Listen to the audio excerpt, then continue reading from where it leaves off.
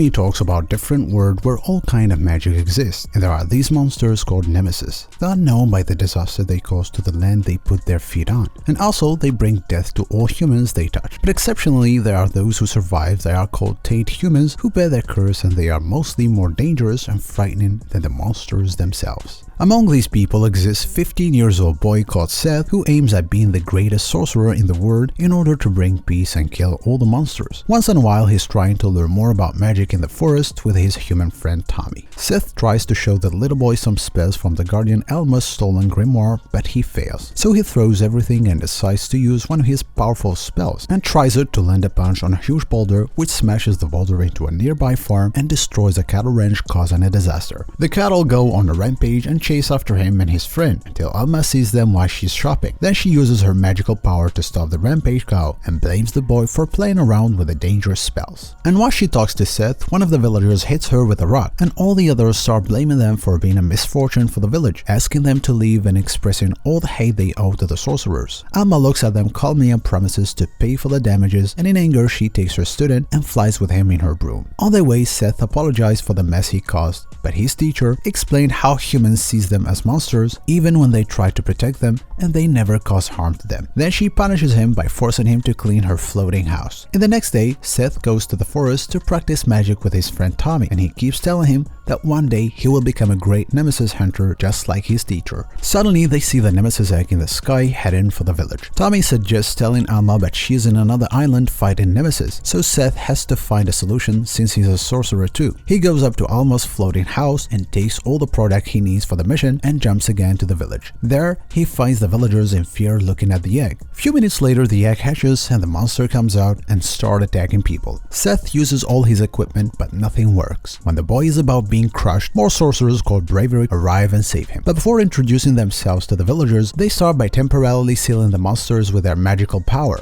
The boy seems to be impressed and asks to join their team since he's also a full-fledged sorcerer. The leader agrees on his request when all the villagers make fun of him. Don Bossman asks Seth to act like a decoy and distract the monster when it will be released while they manage evacuating people. Shortly after they left, the Nemesis break free from the magical seal. Seth launches his Titan spell, but it doesn't work and the monster starts chasing him. The boy tries kicking and punching, but nothing works, so he gets the idea of tying him with a metal chain, but this makes the monster angrier and he releases a huge power and knocks the boy down. At the same time, Alma in the sky feels the villagers are in danger, so she goes back to see what's going on. Shortly after, Seth hears Tommy screaming, so he rushes to see what the matter is, and he gets shocked by seeing the Bravery Quartet robbing people instead of helping them. They reveal they are treasure hunters who take advantage of monsters to rob banks, and they thank the boy for helping keeping the monster away while they collect money. Seth doesn't agree and start attacking them, but they hit him badly and they leave. Shortly after, the monster get released and attack people in the bank to kill them, and somehow Seth uses all his power to stop the Nemesis magic and defeats him in the end, the thing which shocks everyone else since it's the comment that he barely uses even magic. At the end,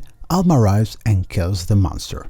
In the next day, the boy wakes up in bed, covered in bandage after taking the necessary treatment, and gets informed that Alma took care of those thieves and sent them to jail. Then he says that he wants to find the nest of the Nemesis and kill them all. A legendary place called Radiant, and no one actually knows if it exists or not. Alma recalls the first day when she met Seth and how they grow together like a family, and now she's letting him go out to discover the world and start his journey of becoming the most powerful sorcerer and kill the Nemesis in their nest, but under one condition. She makes him promise her to stay normal and to never become a monster. 3 days after, he crushes the Inquisitor's chip and gets arrested for using magic, and they put him in a black silver cage which blocks his magical power. Inside the cage, the boy remembers what Alma told him to find a research town called Artemis where all sorcerers gathers, and he needs to find a man called Yaga who's one of the most powerful sorcerers in the world, and he can give him some clues and help him to find Radiant. She also asks him to hide his horns and be cautious of the yellow cat. Shortly after, he noticed Melly and her friend and Mr. Bobry, who is a small flying creature trapped inside the same kind of cages. The girl introduced herself as a sorcerer from Artemis, and as they get to know each other, Millie's guardian dog arrives at the chip and also get arrested by the military for carrying the remains of Nemesis. Few minutes later, Mr. Bobry managed to steal the keys of the cages and free them all. Then they start searching for the boy's stuff before leaving, and unfortunately, Dragunov catches them and orders his soldier to capture them again. So Seth used his Titan punch,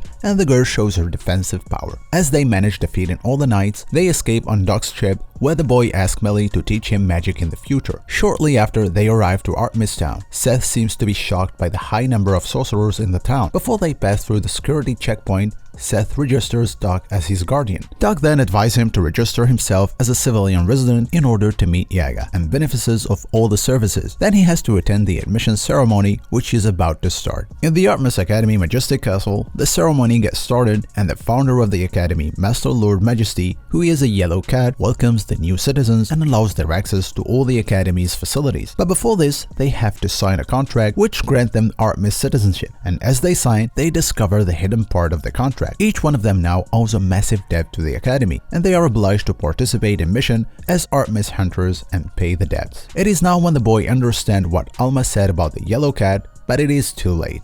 The trio then start looking for Yaga in the town, and they realize whenever they use any services, the debt gets higher, and after making some trouble, they come back again after increasing the debts. Then Seth meets an old man wearing a hat and seems to know a lot about Yaga. This strange man explains that the town uses money from the citizens to protect them. Then he asks Seth about his dream, and right after getting the answer, he reveals he is Yaga. And the next day, Seth asks the girl to teach him offensive magic in order to prove himself worthy of Yaga's teaching, but she reveals that she can't unless she changes her personality, and she does not control this. So they go to Doc asking for his help. They find him waiting in the cafe, holding a red rose and well prepared to confess his love for Miss Melba, who runs a cattle shop. As they see her, they introduce themselves to her, so she invites them for lunch and for a cup of tea, and in order to impress her, Doc offers his help to the kids. Shortly after, they leave the shop, and as he promised, Doc tries to teach Seth some magic by reading the instructions and the conditions from Spell's Grimoire, but the boy fails every time, and even worse, he injures Doc during the training.